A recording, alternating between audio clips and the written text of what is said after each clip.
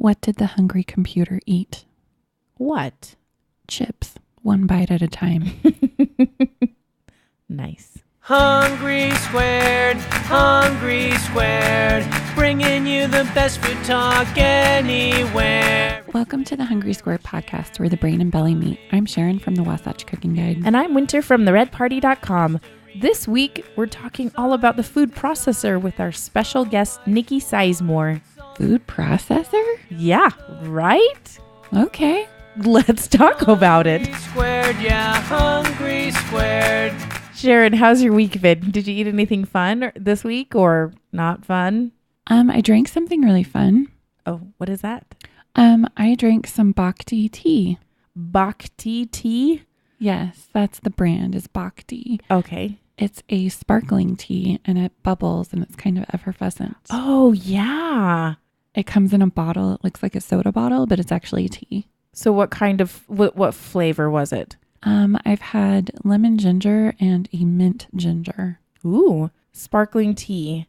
It's pretty yummy. Is it? Yeah. So we went to a food conference this last week. Yeah. And they served this tea for lunch, and it's sparkling tea. And so you have to kind of be careful when you open it because it can explode a little like champagne. So don't mix it up. But I remember you needing to mix it up. Yeah, you kind of have to mix it up. It's kind of like kombucha. And so you kind of have to mix it up and then you let it sit for a few minutes and then you open it. Oh, okay. That's the trick. Okay. So you have to let it sit after you mix it. A lot of people just opened it right away and it exploded on them. And so a lot of people didn't drink this tea. Consequently, they had a lot of leftover tea. So at the end of the conference, they're like, hey, anybody that wants some of this leftover food and other things like products, go ahead and take them. And they had a pallet full of tea. And so I was like, well, I'm going to take a couple boxes. So I drove my car up and loaded a couple boxes in. I was like, I'm just going to take some more because nobody else is. Well, I mean, a lot of people are not local. We happen to be local. It was lucky. And it was lucky, actually. So I can see. Right. So I went back inside and one of the conference organizers. Yeah. I was going to say putter honors and that's not right. One of the conference organizers was putting it on like a hand crank pallet transport, like a hand forklift type thing. Yeah. And I was like, oh, can I have some more of this tea? And he's like, I'll give you all of it. Do you have a truck? And I said, unfortunately, no, I don't. So I took the top 2 layers of the pallet, which is kind of great. 18 cases. It's a lot. And there's 12 bottles in a case. So for all of you math friends, that's like 200. That's a lot. 16 or something bottles that I have of tea. Yeah, it really was kind of lucky that you are local and that you drink tea and that, because everybody else was the people that had to fly home. They were like, wah, wah, too much to bring in my suitcase. Yeah. One girl, she brought an extra suitcase for all the stuff that we got from this conference. Yeah, there's a lot of stuff that you get from some of these conferences. So yeah, so if anybody needs some tea, hit me up. But it's really good tea, so I'll probably just drink it all. Winter, what did you eat this week? Anything fun or new or exciting? I did. I needed to make something in the Instant Pot because that's what I do. So we actually went to there's like a little Hawaiian place around the corner from us. It's called the Coconut Grill. And they make this Kahlua pork that is hecka good. It's like a Hawaiian Kahlua pork. And it was smoky and shredded and so perfect on rice. So I was like, I'm going to try and make that in the Instant Pot. And I did. And it turned out pretty good. Ooh. Yeah. Are you going to share your recipe? I will. Well, it's not my recipe. I found it on the website Rasa Malaysia. It's it's very Asian centric.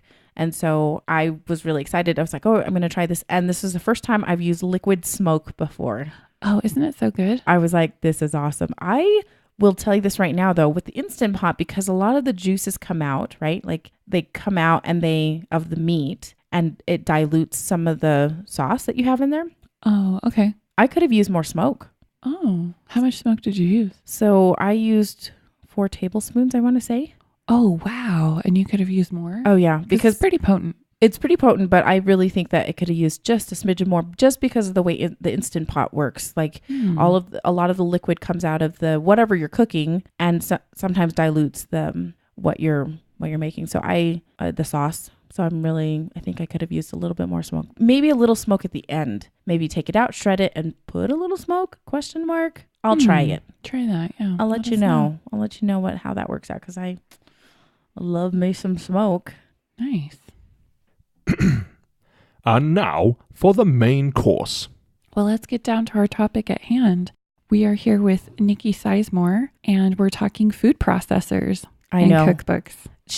I met her at a conference, and we just hit it off. We happened to just sit next to each other, and she's like, can we talk about food processors? I was like, yes, let's do, because I am excited because there's a lot of history and a lot of fun design that goes into food processors. So we hope you enjoy this interview. It's going to be awesome.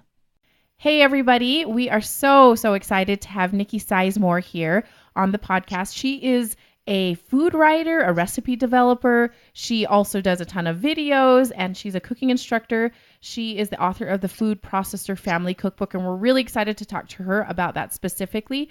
Also, you can find her on her blog regularly. Her blog is called From Scratch Fast, and she focuses specifically on making recipes and meals that are for your family that you can do in under an hour. And I love that she is focusing on the food processor specifically, because that I feel like is a tool that I don't use that often. I mean, well, I use it. I think I use it more than a lot of people. But Nikki, can we talk a little bit about that? Yes, I'm so happy to be here, first of all. Thank you for having me on. Oh, we're excited.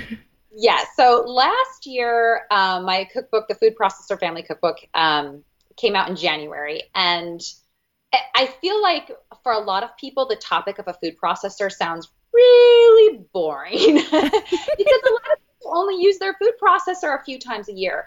But for me, what happened for me was after I have 2 kids and after I had my first child, things got really busy. And I started, 2 things happened. So I had my first child, and then we moved. And what happened when we moved is I had a much bigger kitchen, and my food processor was able to stay on the countertop instead of being stuffed underneath this cabinet where it used to be. And so all of a sudden I started using my food processor a lot more, not just to make pie crust, which is pretty much what I used it for, before I had kids, but to help me get dinner on the table fast.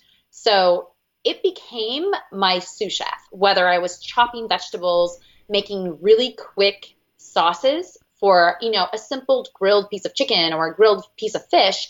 You can dress it up and make it interesting with like a really fast herb-based sauce right in the food processor. So, and then I had a second kid, and then all of the baby food, I just discovered like the food processor became indispensable. And I use it so much that I even ended up naming her Betty, because she's like my little kitchen assistant every night. So that's awesome. kind of where the book came about. It was very natural. As you mentioned, my blog is called From Scratch Fast, and my mission is to help busy people like us get food from scratch on the table every night. So wholesome, delicious, fresh food. You don't have to reach for the packaged stuff, but you do need some help in the kitchen. And so appliances, I'm not a kitchen gadget person at all, but there are a few appliances that I can't live without, and the food processor is definitely one of them. That's awesome, because the way you say that is that when you just said this, it's my sous chef, I was like, that totally just changed my outlook on things, because I was like, yeah, it could be, because I don't like chopping stuff. Exactly. But it didn't. But I think there's a few things that you have to remember with the food processor, and we can jump into this later. But it has to be accessible, because it's a heavy thing. And if you have to lug it around every time you use it, you're not going to use it. So that's one of my tips in the book is to try to carve out some space to make it accessible, because if it's sitting there waiting for you, then it can, break down a pound of carrots for your marinara sauce or whatever in seconds, whereas that would take you 10 minutes to chop that stuff up. Yeah. So it kind of like you're right. It's thinking about the food processor in a different kind of way as more of a helper in the kitchen to get food on the table fast. That is awesome. I neglected actually to say that you attained your grand diploma at the culinary arts from the French Culinary Institute also. Yeah. So for you to say that you're like, it's going to take me 10 minutes to break down a pound of carrots, that would take me a little bit longer than that. Exactly. So, yeah. So I think I need a little bit of this. So, so then let's just start at the very beginning. For those who don't know what a food processor is, can you tell it, like, let's get back down to the basics. What is a food processor? What's the basic design? How is it different from other appliances that we may have, such as a blender or that type of thing. So let's start with that. Okay. So can I tell you a little bit about the history of the food processor? Because that'll help me describe what it is. Yes, please. So the food processor was invented by a Frenchman named Pierre Verdon. He was a salesman who sold to catering companies. And he would see these French chefs spending all this time prepping food in the kitchen, chopping, pureeing, mixing, kneading, and he came up with this brilliant idea for the food processor, which he called the Magimix. I'm not sure if that's how it was pronounced, but this was in the 1960s. Now, then there was an American man named Carl Sontheimer. He was an MIT graduate. He was a physicist and an avid cook. And he saw a demonstration with this Magimix, and his mind was blown. And he brought it to the United States. He tinkered with the design, and in 1973, he introduced the Cuisinart brand at the Chicago National Housewares exhibition. So the history of this machine started for restaurant cooks to help restaurant cooks speed up the prep in the kitchen. It was then introduced to home kitchens in the 70s, and Carl Sontheimer really was a brilliant guy in that he took his machine to food luminaries such as James Beard and Julia Child and Jacques Pepin, and they fell in love with it.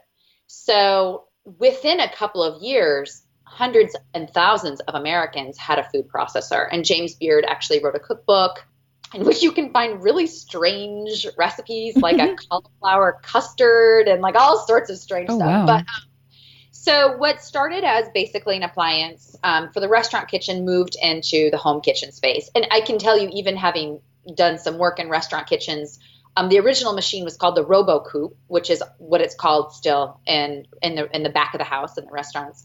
And it's used all the time. It's indispensable. While a lot of people, as we just mentioned, I think own a food processor, we don't use them in the same way that restaurant kitchens do. And that's kind of what I'm trying to get at in this book, why we should take advantage of it. But to back up, so how is it differentiated from a blender? Mm-hmm. Well, a food processor has a wide base and an interchangeable blade. So that wide base makes a big difference. It can chop food and puree food without the addition of liquid. Whereas a blender, you have to have liquid. And when I say blender, I'm not talking about a high-speed blender because those function slightly differently with tampers and things. But a regular blender, you need some sort of liquid to move the food around the blade. With a food processor, you don't.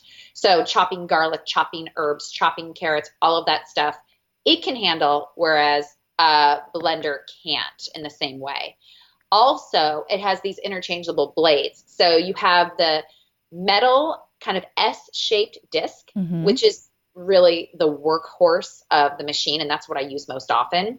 And then you have other things like shredding discs, so you can shred cheese or shred cabbage or, shred chocolate even. And then there's a slicing disc, which is great if you want to get nice, even slices for, of potatoes, for instance, to make a quick potato gratin.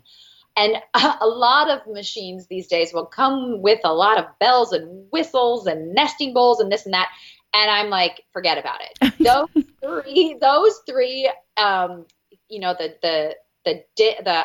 the S blade, the shredding disc, and the slicing disc, that's all you need. That's all you need. Everything else is kind of silly, in my opinion. And even Cooks Illustrated, I think it was, even did a study using the ceramic blade. A lot of these have a ceramic dough blade versus the metal blade, and there was no difference in the outcome. So I'm like, well, why give me one more thing that I have to mess around with if I could just use these 3 things? So that's really all I use. Really? Just the 3? Even to make a pie crust, you use the S-shaped blade? Absolutely. What? Yes. Huh. And pie crust, I love making pie. I'm not a baker. I'm much more of a cook.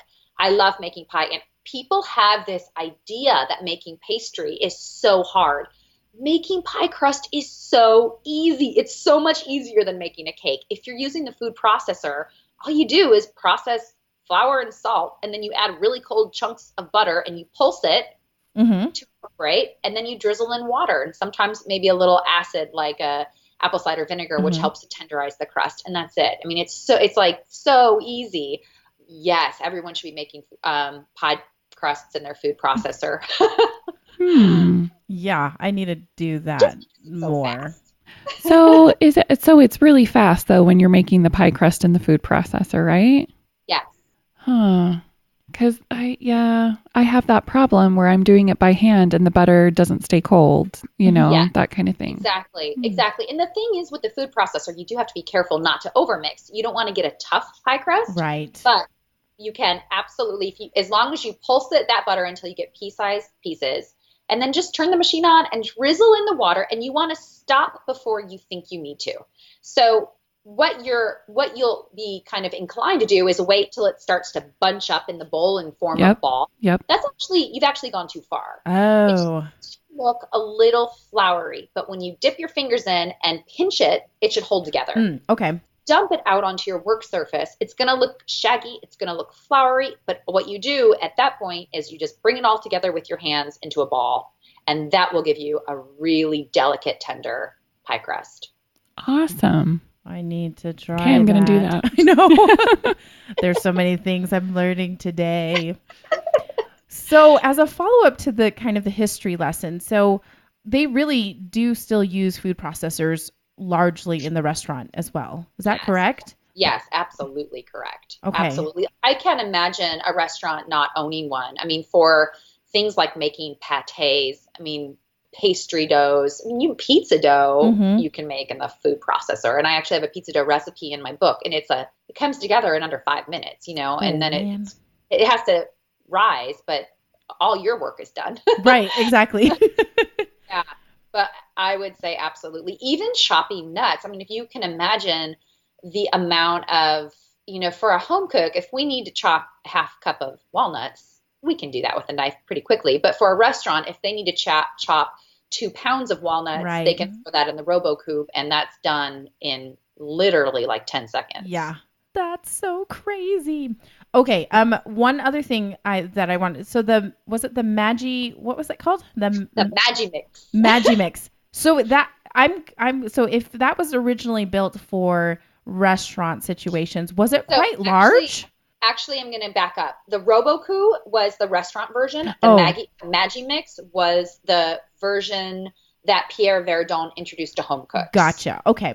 So the Magimix, that one was I'm assuming was larger than what we may know as a food processor for home. No, not necessarily. I'm not entirely sure. I know that the RoboCoo is a larger machine with a larger bowl. Okay. Because as we just discussed, restaurant kitchens are breaking down a lot of food at one time, chopping or kneading or whatever the case may be. The Magimix, I don't think it was any smaller than your typical food processor today. And I should say, there's several different sizes of food processors you can buy. I have 2. I have a large 14 cup, and I have a small, it's a 3 to 4 cup. Oh, yeah. And those, I use both, and they both serve very different functions, because if I'm going to make a dressing or even to chop up shallots and garlic, if I need to chop up a lot of shallots and garlic and ginger, for instance, for a curry, I just pop them into my little food processor and chop them up in seconds. But the larger bowl for smaller quantities, it won't work, because those ingredients will kind of lay underneath the blade and they won't get caught in the blade. However, you can also buy like 8-cup food processors, but to me, those are kind of useless because they're too small to do a lot of the bigger functions or making, soups or salads. All these things are too small for that, but they're also a little too large to do the small batch dressings and things. So I really think it's useful to have both. And the nice thing about the 3 to 4 cup is that they're really inexpensive. I mean, you can get them on Amazon. I think the Cuisinart model is like $30 or $35. So, as opposed to the 14 cup Big Daddy, my Big Betty. Yeah, exactly. And a lot of them, mine is really the old school model where it's 2 little buttons and you press one down for pulse and you press one down for process. Nowadays, you can find ones with, I'm sure they've got electronic versions and all this stuff. But like I said, simplicity is best. This is no different from the original model, really, besides, some small design changes. But it's so effective. And so I don't need you to tell me functions of this is the button for salad dressing, that's just kind of a waste in my opinion. It's too much. Right. It really is. I have my food processor and you're right. There's just 2 buttons. I have the bowl. I have the one S-shaped blade and then my 2 cutting discs. And it really is very simple. Mm-hmm. Yes. I think people get, I need to talk about the gorilla in the room, which is cleaning the food processor because that's probably the number one barrier of people that I talk to about why they don't use their food processor more. Yeah. Is there an easy way to clean it? Because whenever I've made stuff with mine, I love it, but I've got all of this stuff to clean that feels like it's not that easy. Yes.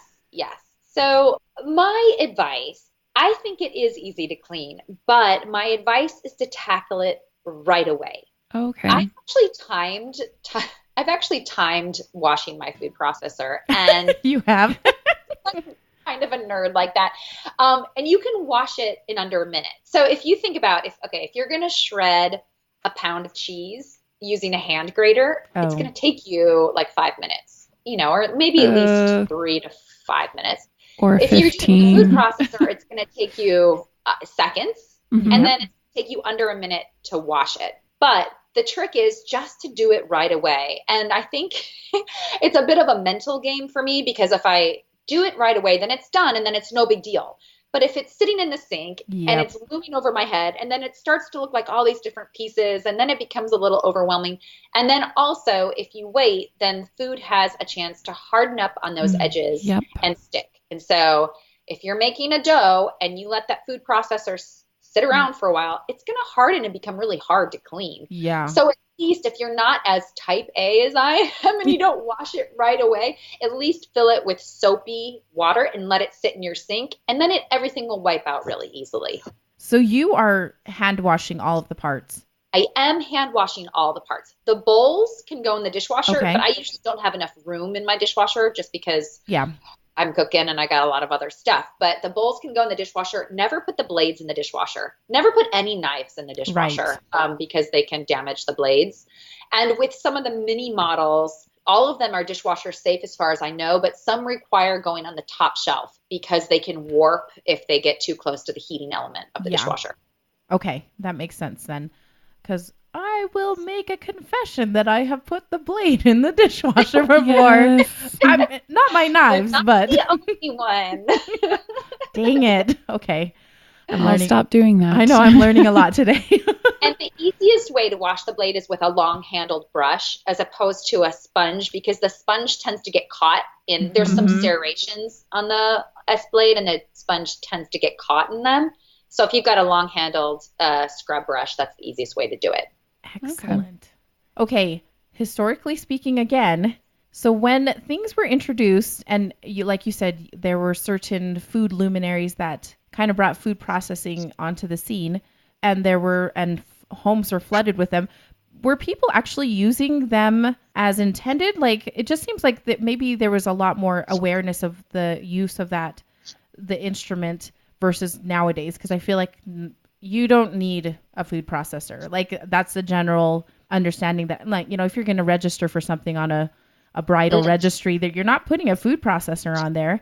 So I'm just curious to know how how that education piece happened back in the 70s, like 60s and 70s, right? Yeah, exactly. So this was in the early 70s. And by the late 70s, food processors were, Cuisinart was really a household name. Mm-hmm. I think that the recipes that were popular during that time were different from what we're eating today. So we think about James Beard, Julia Child, they were cooking very French food. Mm-hmm. And French food applies extremely well in the food processor. So both James Beard and Julia Child became fans of making pie crust. Also, they were making things like pâtés at home. My mother-in-law, her mother had a food processor, and my mother-in-law had one, and I think she literally has the same one that she got. Oh my I think gosh. she's had to replace the bowl, but it's the same machine that she's had.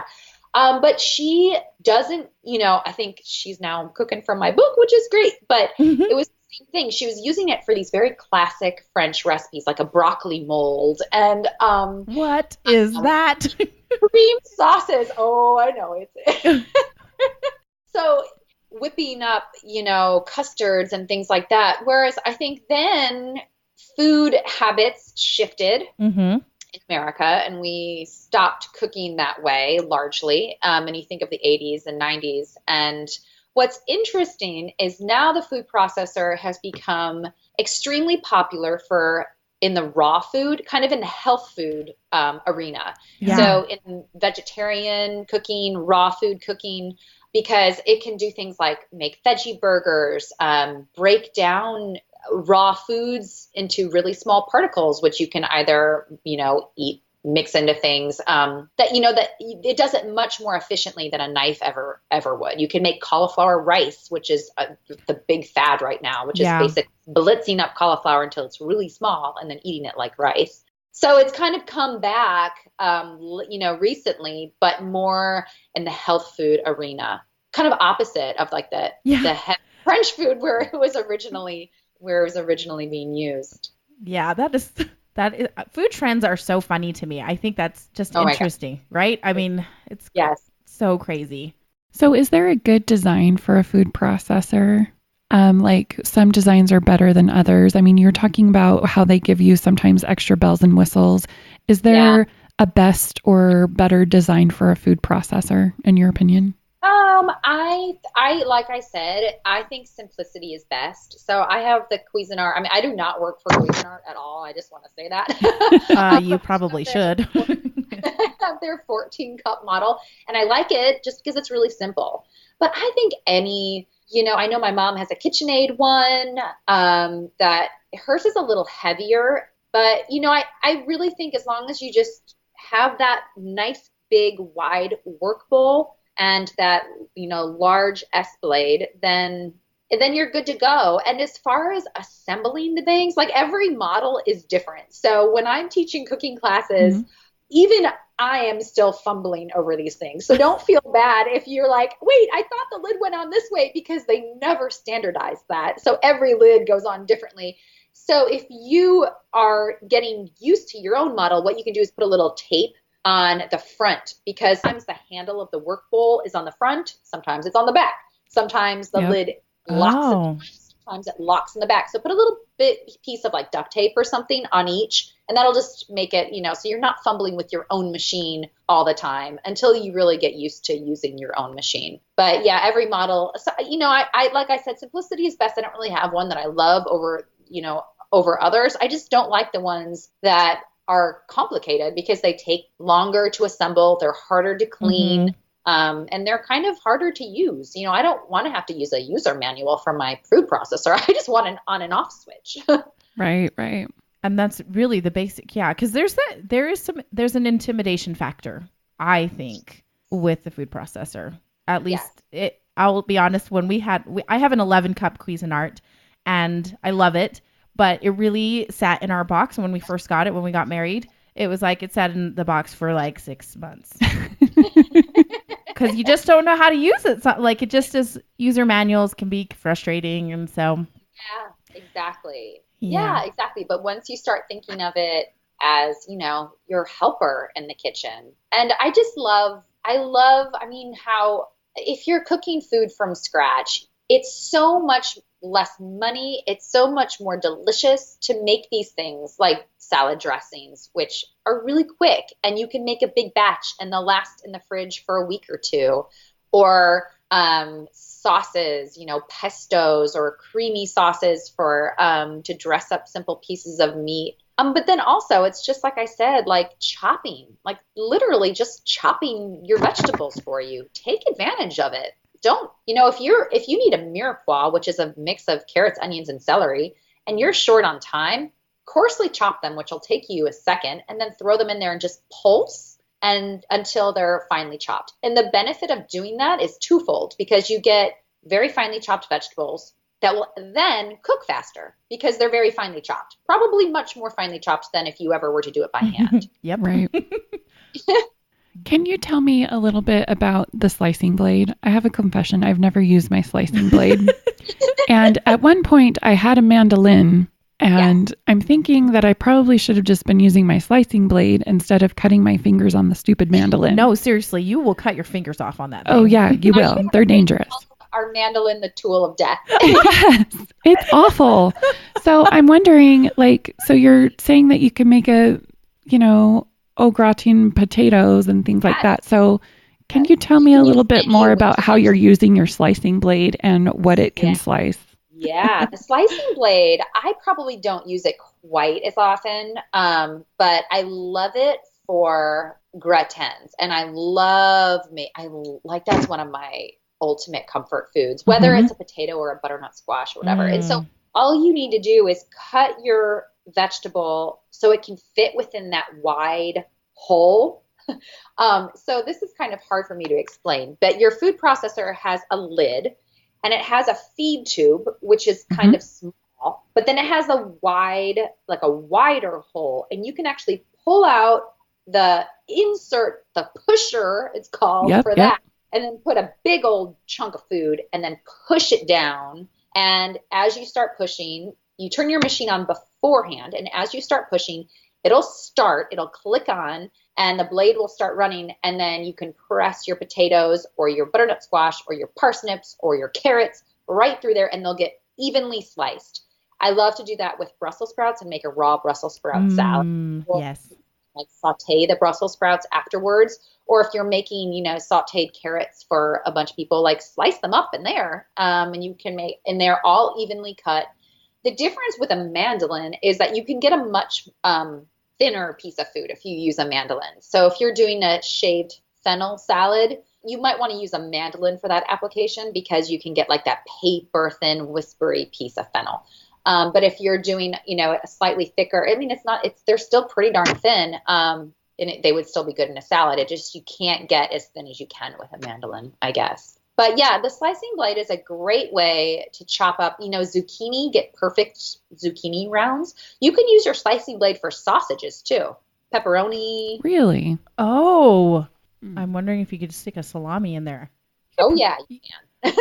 That'd be awesome. Because let's be honest, we love this salami called creminelli salami, and sometimes it's hard to cut because it's a little bit like he gave us a trick to get the little peel off of it, but that's a good idea. I'm going to try that in the food processor. And it's the perfect size because it is pretty skinny. So, okay. Lots of new ideas. I'm like, excellent. Okay. I feel like I use my food processor fairly regularly. I'm wondering, what advice would you give to home cooks though? I like the duct tape trick. I think that's great. Is there any other things that you're like, you need to know about this, and this will make your life easier and you can handle your food processor better? That's a good question. Going back to where I started, I think it's important that your food processor is accessible in your kitchen. Oh, yes. Where do you put yours? Is it on the countertop? Yes. If you can carve out a space on your countertop for it, then you're going to use it a lot more. Even if it's at arm's length on a shelf so that it's easy to pull down. I mean, those things are really heavy. Yeah, they are. Right. And if it's right there, it's going to make a big difference. I mean, especially if it's out of sight, like most things in life, if it's out of sight, it's going to be out of mind. I even find myself getting into that place of being like, oh, I'm just not going to deal with it. I'm just going to chop everything by hand. And it takes so much longer and it's not as consistent. You don't get the, as consistent of a final product either. So, I don't know if I have any other tips except for don't be intimidated by it. Start with, just chop your onions in there tonight for dinner and see how you feel about that. Or make a quick pesto. I mean, the book has so many quick sauces and dips and, this is cool. So this is what I discovered when writing this book. I had never thought to make baked goods in my food processor. Like what kind of baked goods? Muffins, banana bread, all that stuff. What?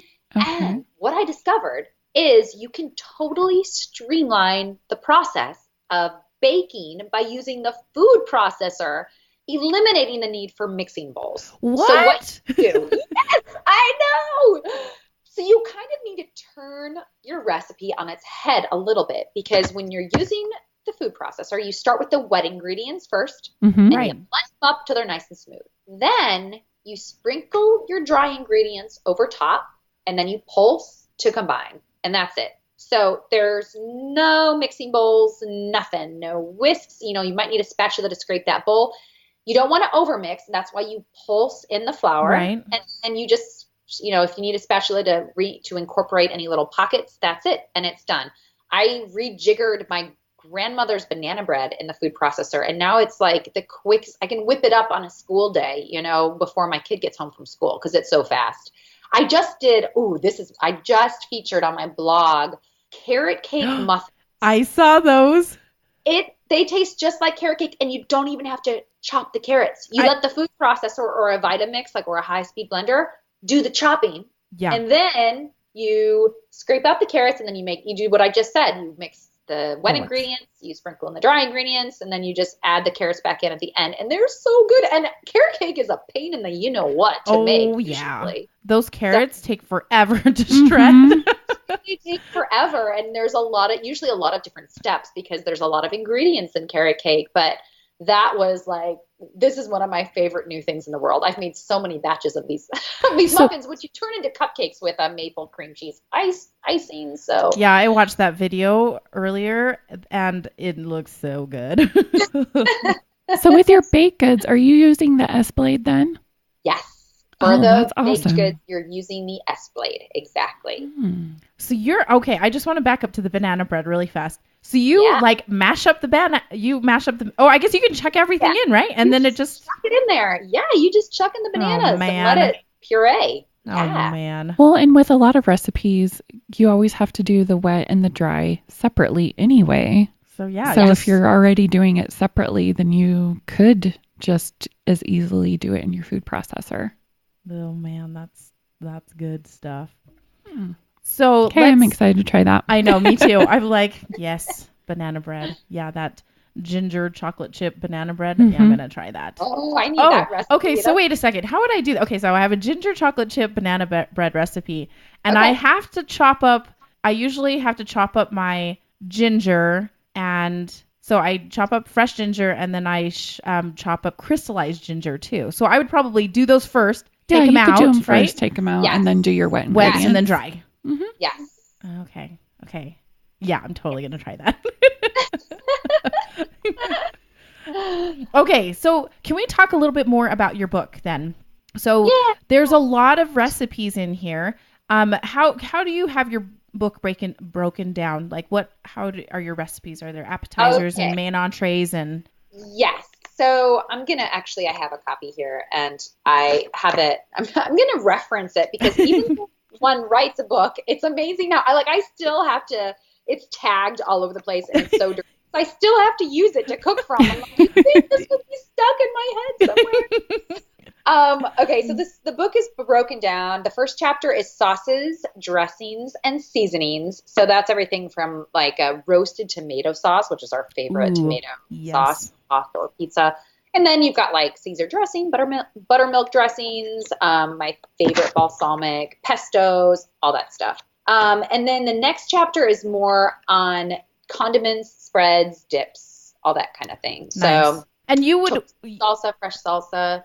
Would you recommend? Oh, I guess it probably may specify in the book for a lot of those dressings and sauces and such. Those were probably in a smaller food processor if you have one. Is that what you would recommend? Every recipe says which food processor to use. If I use the big or the mini. Gotcha. Okay. Yeah, a lot of those are in the mini.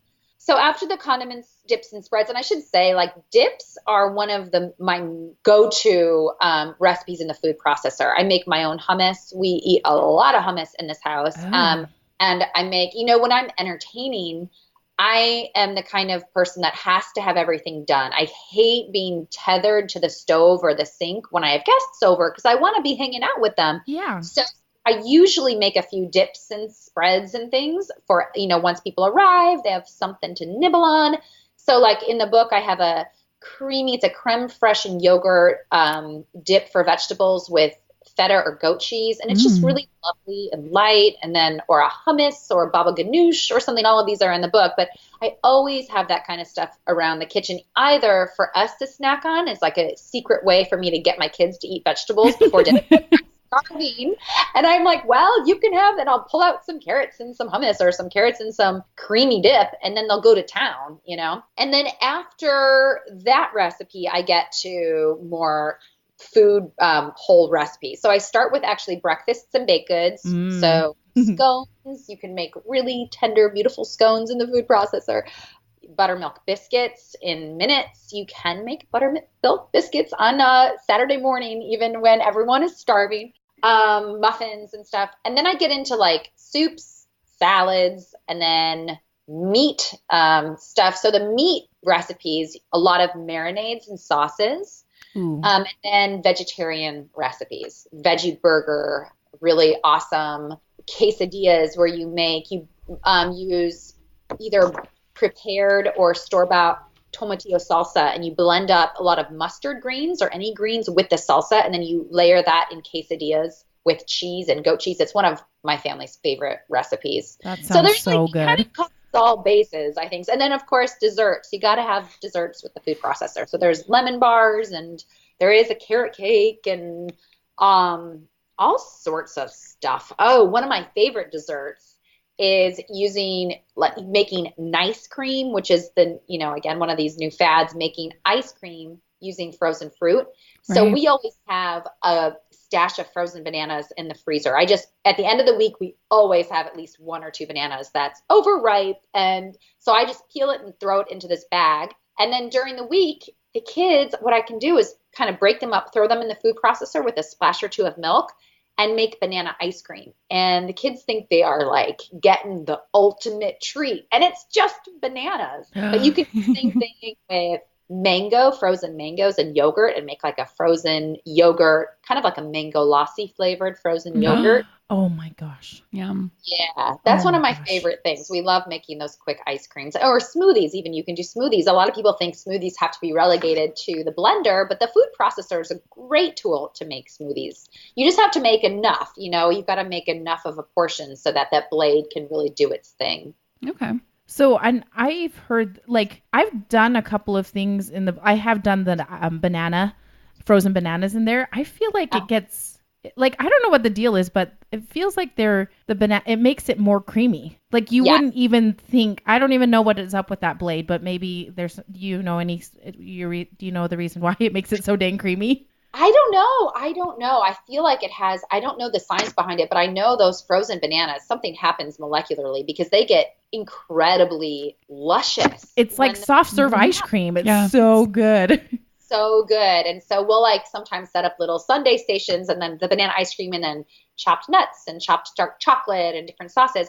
You can even make, actually, my favorite chocolate sauce gets made in the mini food processor. You break up dark chocolate. This is like 2 ingredients. You break up dark chocolate, and then you pulse it in the food processor until it's finely chopped. And then you pour in hot cream, and then you blend it just for a second, and you get the most creamy, insane chocolate sauce. There's something, again, it's the texture. It is the silkiest chocolate sauce in the world. There's something about that blade that makes it super, super delicious. And sometimes I add some sea salt, so it's like a salty dark chocolate sauce. Yummy. Oh, good. That sounds amazing.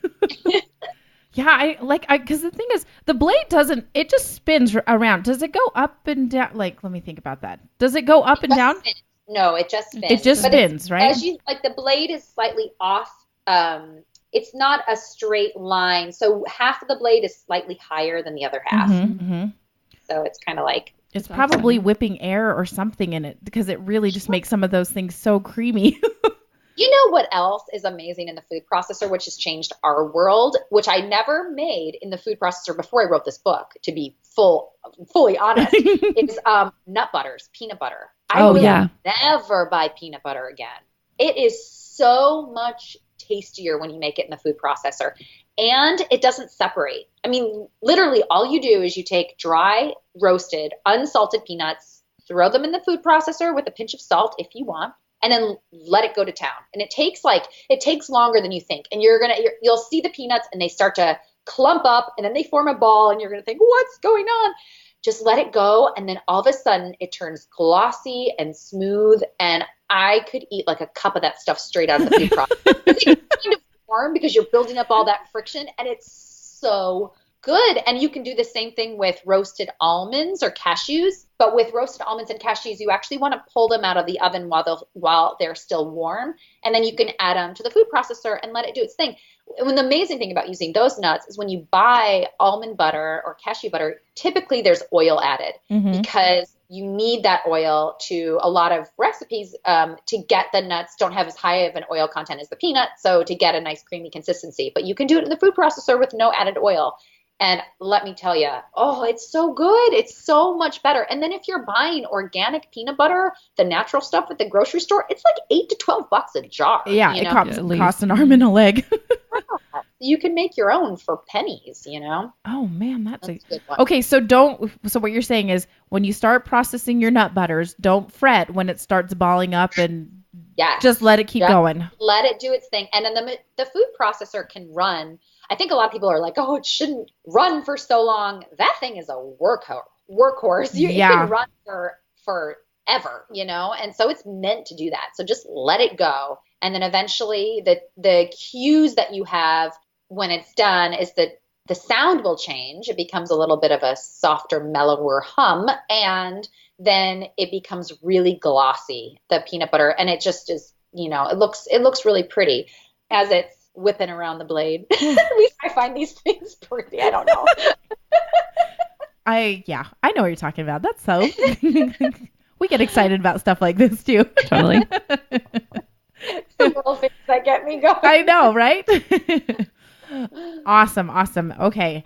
I'm curious, are there a couple of recipes in your book that just shine? Like you're like, I love this recipe. This is the first one you should try.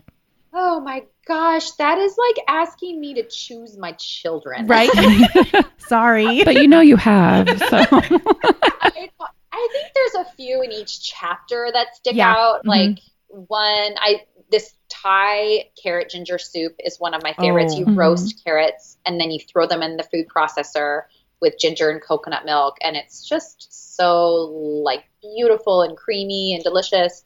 That seems so simple too. Holy cow. Shrimp tacos with a pumpkin seed and spinach pesto. That is especially good this time of year. You can even grill the shrimp and they're so light and nutritious, but really it's a bit different from just throwing shrimp into a tortilla. They've got this awesome pesto, which they get marinated in and then which you serve with the tacos as well.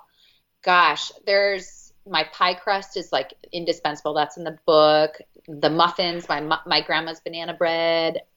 I love, again, this time of year, I think the things I'm leaning towards right now are the stuff that I want to cook as it gets warmer. Yeah. But there are chicken kebabs with like a coconut peanut sauce. And so you marinate chicken in part of the sauce and then you layer them onto kebabs with peaches. And I'm not usually a fruit and meat type of person, but there is some amazing alchemy that happens when you grill them together. And the peaches lend just a little bit of sweetness to the chicken. And then you drizzle it all with sriracha and more of that peanut sauce and peanuts and cilantro. And it's just so vibrant and so colorful. That's definitely one of my favorite summertime barbecues. That sounds delicious. I might want to buy the book just for that recipe. That sounds so good. The peaches. Oh my gosh. That sounds amazing. So where can we find your book? You can find the book on Amazon. It's also in Barnes & Noble. It's not in every Barnes & Noble. It depends on the regional stores choose what they carry. So Sure. Amazon is probably the best bet, and it's certainly probably the most inexpensive. It's always, I think they have it at a really reduced price. So, and you can also buy a digital version too. And it's Awesome. called The Food Processor Family Cookbook, Yes. right? Okay. And I'm working on a second cookbook right now as well, which I'll share with you guys. Yes. September 2018. Not the food processor is used a lot in the book, but this is more about how to build a superpower meal. Basically, like, taking the idea of like a grain bowl and build 75 full meals from start to finish that take less than an hour using grains as the base and tons of do-ahead tips. So it's basically like a grain plus a vegetable plus a protein plus a sauce. And so quick, awesome, vibrant meals. Oh my gosh, that sounds Yum. I'm amazing. really excited about it because it's really the way we eat, and it's really an exciting way to eat, like layering lots of flavors and textures, but doing it in an accessible way because a lot of us don't have hours when we get home from work. No. Life is busy. That sounds like a choose your own adventure. Like It's a little bit like that. Yeah, it's a little bit like that. I love it. I love it. That is so cool. Well, that's exciting. Congratulations on that. We're excited to we'll have you back on again. Awesome. That would be awesome. So thank you so much, Nikki, for coming on. I think we have we usually ask one last question that we ask all of our interviewees. So I'm going to let Sharon ask that one because she usually asks it. Can you tell us something about yourself that nobody else or not very many people know about? And it could be about yourself or your background or the book or we always Something like unrelated. yeah. Well, I grew up in the Midwest in the 1980s eating so much processed food. Uh-huh. Imagine. I had two working parents. My dad traveled all the time when I was a kid. And I'm not kidding you when I tell you we probably ate McDonald's at least once a week. And I don't think many people know that about me. I'm sure that's influence. And I should say my mom's an amazing cook. So Mom, if you hear this, you're an awesome cook. It was just a time thing for her, a time crunch for her. Oh, and yeah. maybe that's why I do what I do now, to encourage people who are busy to still, you can still get in the kitchen. This totally But works. yeah, I come from a very processed food laden background. That is Awesome. That's very interesting, Nikki. That gives you a lot of street cred with what you do now. Yeah, I agree. I totally agree. Well, that is awesome. Well, thank you so much, Nikki. And so we just want to encourage everybody to check everything that Nikki's doing, like I said. So you can find her book on Amazon and like she said, at some of the Barnes and Nobles. But I would... Oh, go ahead. Copies too. Yes, and we are doing a giveaway. We're doing giveaway for 2 copies of her cookbook. So, and they're going to be signed, I think, from her. And so, if you want to head on over to Instagram, because we're going to be doing the contest on Instagram, and it will end in about a week. So, just look at the information there. And so thank you so much for having those for our listeners. That is awesome. We're so excited. But once again, you can find her book on Amazon or at Barnes & Noble. You can find her online at FromScratchFast.com. So obviously on Facebook and Instagram, we are just ecstatic about this. Like, this was so interesting. Like, I feel empowered to use my food Yes. processor. Don't you, Sharon? Thank you. I do. I'm excited to That use. makes me so happy. Thank you so much for having me on. Well, thank you so much. And we will, I guess, talk to you next year when your next book comes out. We'll just plan. Okay, deal. Sweet. Okay. Well, thanks again and have a great one. Thanks, Nikki. Thank you. Our podcast is brought to you today by our awesome and food-loving sponsor, Zip Schedules. Are you a restaurant owner or manager? One thing that's time-consuming and often frustrating is scheduling your employees. Servers requesting time off, food runners asking for shift covers, employees wanting to switch their availability, or dishwashers calling in sick at the last minute can be a lot to juggle. Zip Schedules takes that load off of your hands. Yeah, with Zip Schedules, you can handle all of those scheduling tasks in just minutes. And your employees can use this app to communicate with each other. It's pretty awesome. It's just in the palm of their hand. They can swap shifts and update their availabilities. If you head on over to zipschedules.com, you can get your first 30 days for free. And then if you use the promo code HUNGRY, and that's HUNGRY in all uppercase, you'll receive 20% off each month for up to a year when you sign up. Thank you so much, Zip Schedules, for supporting our podcast. Let's have a food fight. Food fight, food fight, food fight, food fight. It's winter. This is the segment where you can email us with your relationship questions relating to food. You can email us at hungrysquared@gmail.com. Disclaimer, we are in no way professional relationship experts, but you should totally listen to us anyway. If you need professional help, please seek it out. Food fight, food fight, food fight. The food fight segment of the show. Here we go. Winter, do you have this week's question? I surely do. This one's a fun one because Okay. I kind of feel like I can relate. So it says, "Hey, Winter and Sharon, I am loving the show and thanks for reading my email." Oh, okay. Yes, of course. Anyway, I have a fun trip planned with one of my good friends in August. And as we have started to plan things out, I discovered that she doesn't want to spend money going out to local restaurants and calls spending more than $10 on a meal dumb.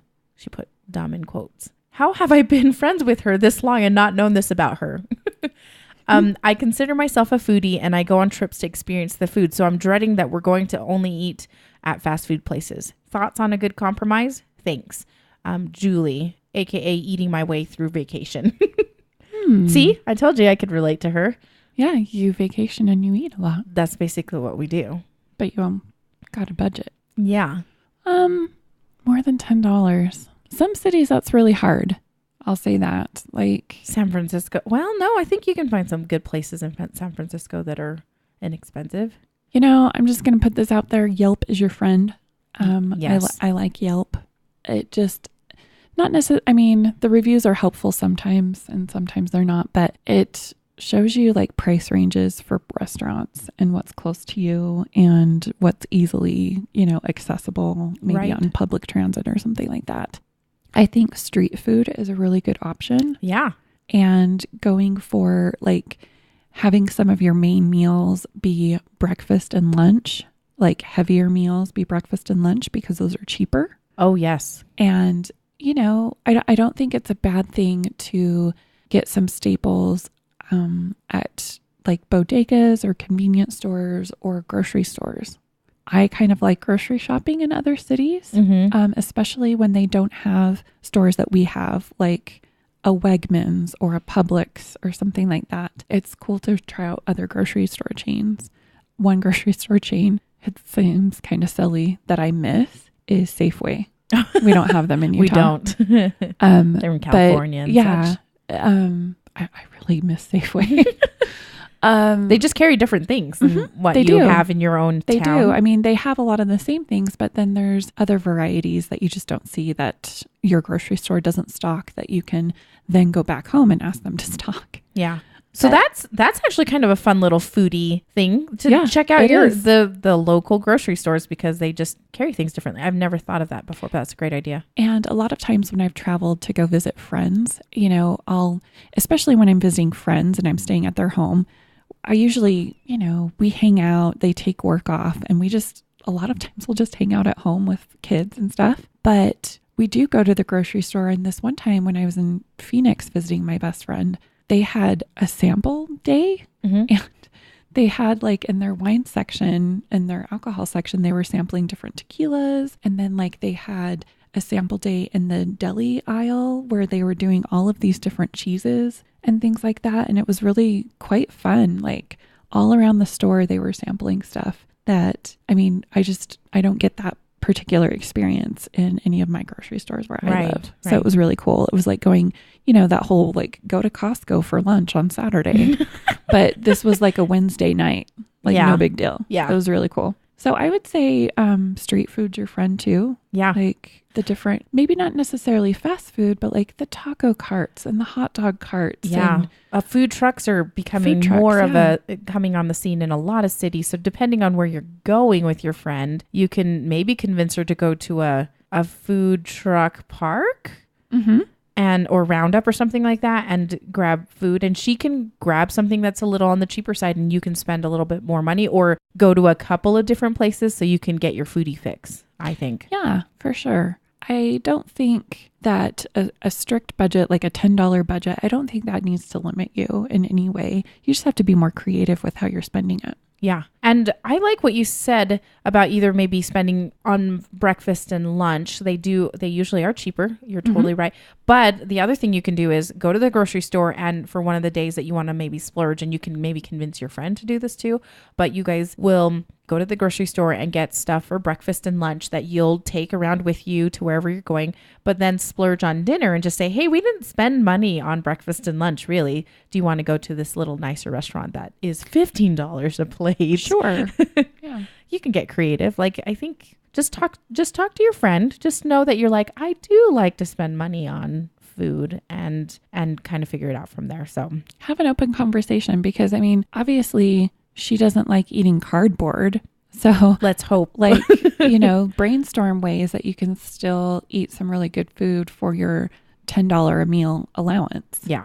If you're only spending $5 on breakfast, then, bump that over to a different meal maybe. Yeah. And this is one thing I like to do when I plan trips with my husband. We are one of those types of, we're that couple that doesn't like, we don't need to have an agenda. Go, go, go, go. Yeah. We just have a top 3 things that we would like to do. Mm-hmm. And then we try and hit all those, and then everything else is gravy. Like, everything else is just extra and fun. And so if you really want to go to a food place, like if you want to go to the French Laundry or something like that. Yeah, if you're in Napa Valley. Yeah. And you've been saving your pennies. Yeah, exactly. And you want to go to that, then I would say maybe see if you want to do the top 3 for each of you, and maybe put that on the list, and maybe your friend will have an eye-opening food experience, and then she'll be like, oh yeah, I got to start spending more money on food. I'm just saying, there's a possibility. Maybe things happen. Try that. Let us know how that vacation goes. It'll be fun. Good luck. Well, thanks for joining us today for our show. You can find us at hungrysquared.com on iTunes, Stitcher, and Google Play Music. And go to our website at hungrysquared.com, because pretty soon, towards the end of May, we are going to have t-shirts. Swag! Yeah. Well, sort of swag. Sort of swag. Support our podcast and buy our t-shirts. Yes. That kind of swag. Yes. So we've created a couple of t-shirt designs. One that says, I'm Nacho Friend. And there's a picture of a nacho chip on the front. With some cheese. It's awesome, you guys. I've gotten several compliments from strangers on that shirt. And another shirt that says, let's talk about it. So go to our website for the show notes pretty soon in the next couple of weeks. If you want to buy a t-shirt, it'll be there. It's going to be awesome. Okay. And then one last thing, you guys, we actually have a listener survey. You can help us out on our podcast by completing a short anonymous survey. So none of your information is going to be sold or used, but it shouldn't take more than 5 minutes. And our show is partially supported by advertisers, and your answers will help us learn who you are and which advertisers that best fit your sensibilities. And we just want to make sure that your experience here with the podcast is great. So you'll enter your email address at the end for a chance to win a $20 Amazon gift card, which is always fun. I'm always on Amazon, so that always is fun. Like I said, we won't connect your address with any of your answers, so we don't care. We won't sell your email address, and we will only email you if you win. So head on over to hungrysquared.com and to go find the survey. And we would love to hear from you by the end of June 1st, 2017. So that the drawing will happen after June 1st, 2017. So jump on over. Thank you so much, listeners. We love it when you are hanging out with us every single week. And subscribe to our podcast and share it with your friends. And we will see you next week for the next episode of our food nerdery. Okay, love you. Bye. Bye. Hungry Squared, yeah, Hungry Squared.